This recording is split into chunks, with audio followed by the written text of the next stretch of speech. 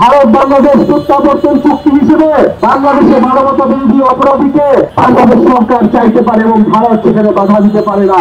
ফলে আমরা আশা করব যে শেখ হাসিনাকে ফেরত দিয়ে বাংলাদেশের সাথে ভারত নতুন করে সম্পর্ক স্থাপন করবে।